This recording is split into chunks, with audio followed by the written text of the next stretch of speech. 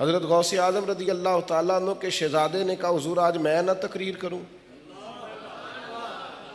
میں کر لو. کہتے ہیں میں نے بڑے دلائل سے مزین گفتگو کی لیکن لوگ ٹس سے مس نہ ہوئے. شیخ نے 10 منٹ ہی باتیں کی انہوں نے بھی دلائل سے، پر میرے گھنٹوں کا وہ اثر نہیں تھا جو شیخ بغداد کے چند منٹوں کا اثر تھا. وہ لوٹ پوٹ بھی ہوتے تھے، وہ روتے بھی تھے، اور ان کی سسکیاں اور ہچکیاں سننے کو ملتی تھیں. تو گھر آ کے میں نے عرض کیا، میں نے کہا حضور میں نے بھی کوئی دلیلیں کم نہیں دی.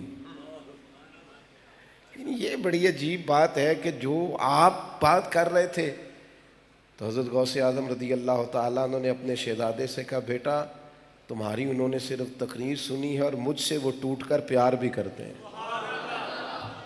جب تم اس مقام پر پہنچو گے، ان کے دکھ سکھ میں شامل ہو جاؤ گے، یہ تم پر اعتماد کرنے لگیں گے، یہ تمہیں اپنا خیر خواہ جاننے لگیں گے، اور پھر جب تم کوئی بات کرو گے تمہیں باعمل سمجھنے لگیں گے. پھر ان کی بات کا اثر جلدی ہوگا.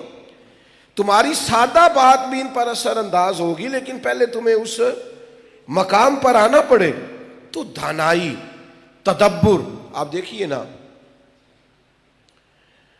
نبی پاک علیہ السلام نے فتح مکہ کے بعد ایک جنگ سے مال غنیمت آیا تو تالیف قلب کے لیے جو نئے لوگ مکے میں مسلمان ہوئے تھے، مکہ فتح ہوا تھا، ان کو زیادہ دیا. تو کسی ایک آدھ نوجوان نے کہیں دبے لفظوں میں کہہ دیا کہ وہ قریبی لوگ جو سرکار کے ہیں ان پر محبت زیادہ ہونے لگی ہے اور مال زیادہ ملنے لگا ہے. تو سوال تھا نا، ذہن پہ آ ہی گیا ہے. یہ سوال بڑے ڈاڈے ہوتے ہیں، یہ آ ہی جاتے ہیں. یہ بڑے ظالم ہوتے ہیں، یہ وسوسوں کا رستہ لیتے ہیں، یہ آ جاتے ہیں. لیکن وہ پاک باز لوگ تھے، ان کے لیے یہ بات نہیں تھی. انہوں نے کہا کہ وہ قریبی لوگ ہیں تو اس طرف نوازشات کا انداز ذرا بڑھ گیا ہے. تو محبوب کریم علیہ السلام نے فرمایا تمام انصار مدینہ کو میرے خیمے میں لاؤ. سب جمع ہوئے تو کریم فرمانے لگے کیا اللہ نے تمہیں میری وجہ سے ہدایت نہیں دی؟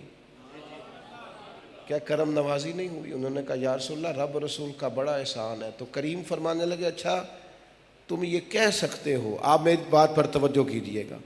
حضور فرمانے لگے تم کہہ سکتے ہو یا رسول اللہ مکے والوں نے تو آپ کو ستایا تھا، ہم نے جگہ پیش کی، سینہ کشادہ کیا.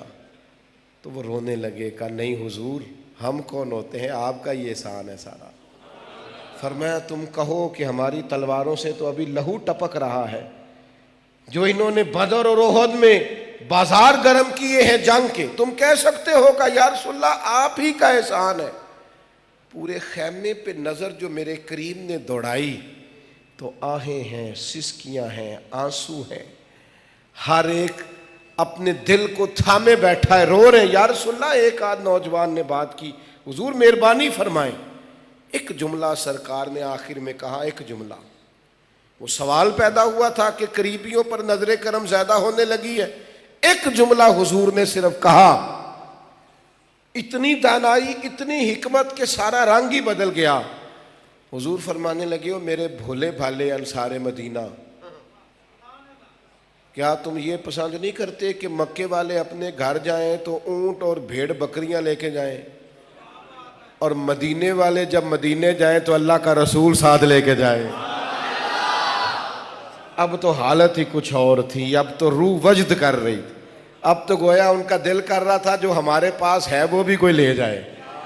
کیا تم پسند نہیں کرتے بٹھا کے اپنے محبوب کو اپنے پہلو میں جو لوگ کچھ نہیں کرتے وہ بھی کمال کرتے ہیں؟ کیا تم پسند نہیں کرتے کہ تم اللہ کا رسول ساتھ لے جاؤ؟ تو وہ ذہنوں پر ایک سوال تو ابھرا تھا، پر میرے کریم کی یہ دانائی ہے اور حکمت ہے کہ حضور نے یوں اس سوال کا جواب دیا ہے کہ روح تک وجد کرنے لگ گئی. تھوڑے سے نا سیانے ہو جائیں، تھوڑے سے جی تھوڑے سے نہیں، کچھ دا نہیں بنتا پیا پروگرام، صرف تھوڑے سے. کہندے ابا جی ڈاڈے نے. میں کہا جے تے نال سیانے بھی نے نا، جے تے نال تے پھر تے ڈاڑھ پونا قبول ہے، تے جے نیرے ڈاڈے نے پھر مشکل ہے گل. اگر تو تھوڑے بہت ساتھ دیکھیں نا، حکیم کہتا تھا گولی کڑوی ہے، تھوڑا گڑ ڈال کے کھا لینا. تو اگر تو وہ کڑوے ہیں پر ساتھ گڑ کا مشورہ دیتے ہیں تو پھر تو چلو بات بنتی ہے. لیکن یہ کہ اگر یہ کڑوے ہیں تو پھر ذرا معاملہ مشکل ہو جائے گا. استاد سخت ہے، پڑھاتا بھی ہے. اگر تو پڑھاتا ہے تو سختی قابل قبول ہے، لیکن اگر نیرا سخت ہے نا، سخت ہے، متقی بھی ہے، پرہیزگار بھی ہے، تیری تربیت کا پورا خیال بھی رکھتا ہے،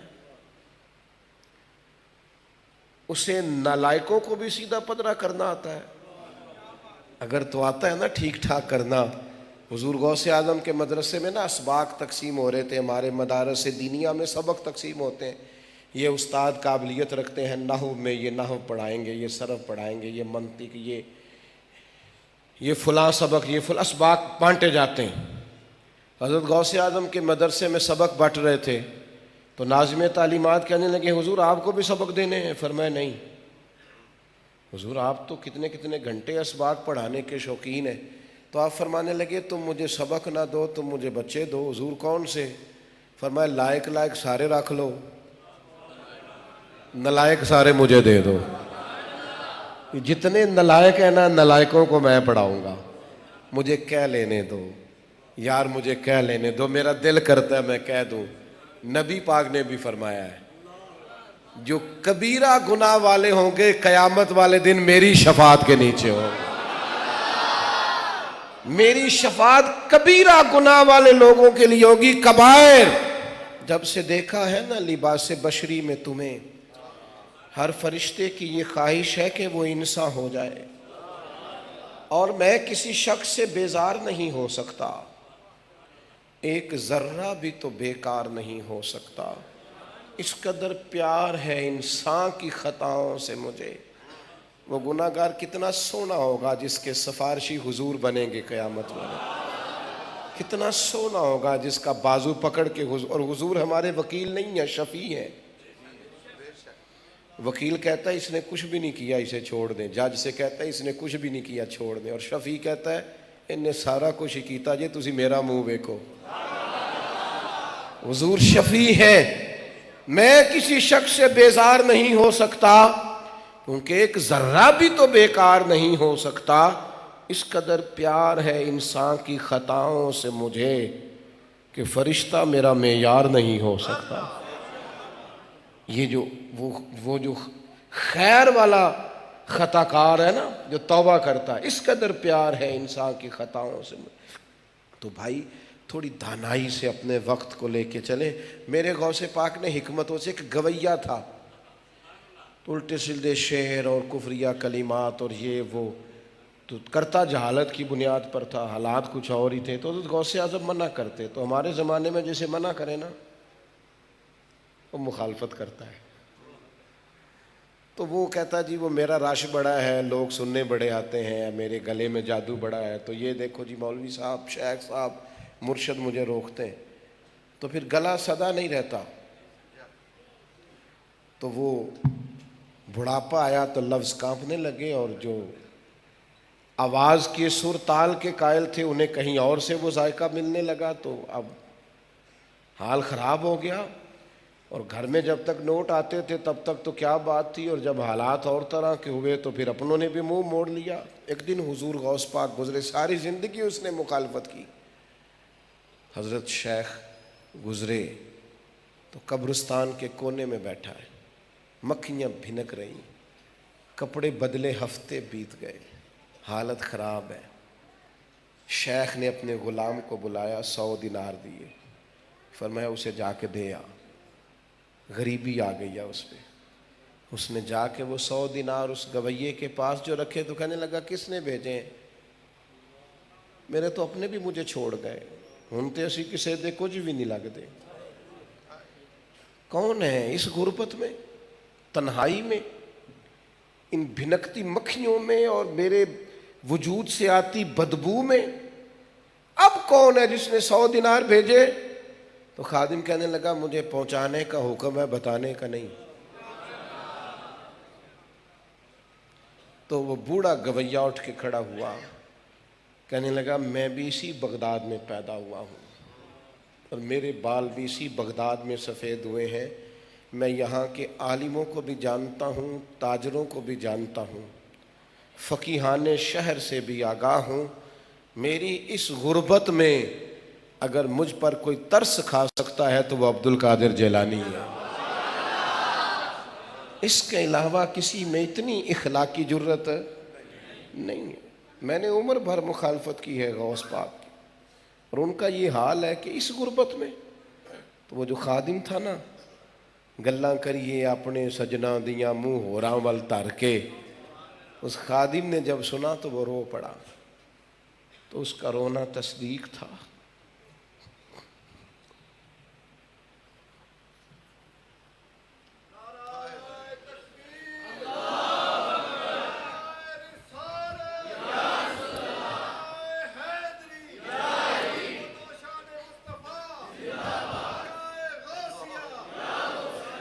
اس کا رونا تصدیق تھا کہ بات میرے پیر کی ہو رہی ہے، میرے مرشد کی بات ہو رہی۔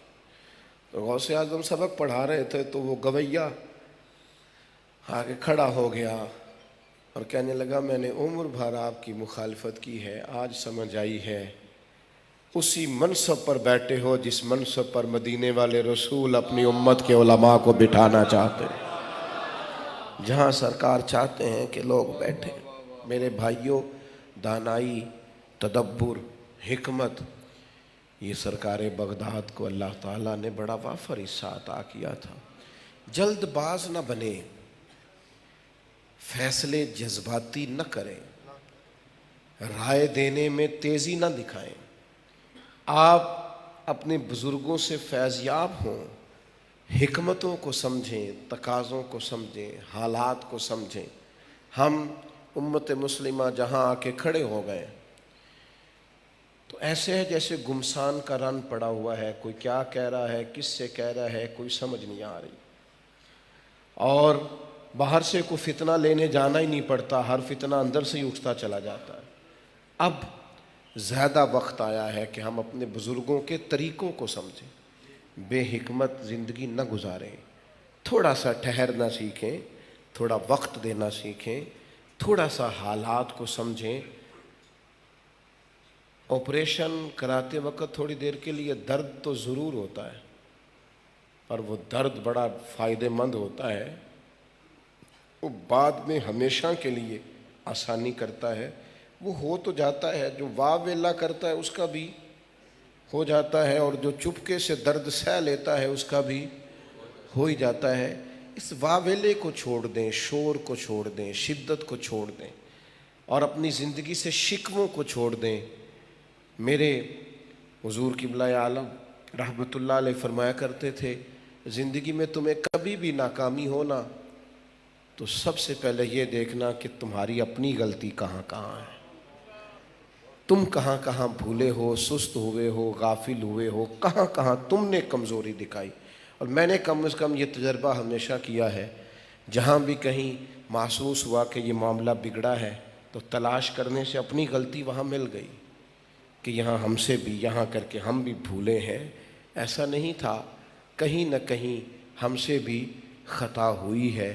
اور جو لوگ اپنی خطاؤں کو سمجھنے لگ جاتے ہیں، حضرت مجدد الفسانی مکتوبات شریف میں فرماتے ہیں خوش قسمت ہے جسے دید قصور نصیب ہو، جسے اپنی غلطیاں نظر آنی شروع ہو جائیں وہ سیاںا بندہ ہوتا ہے، اس کے لیے اصلاح کا موقع پیدا ہو جاتا ہے۔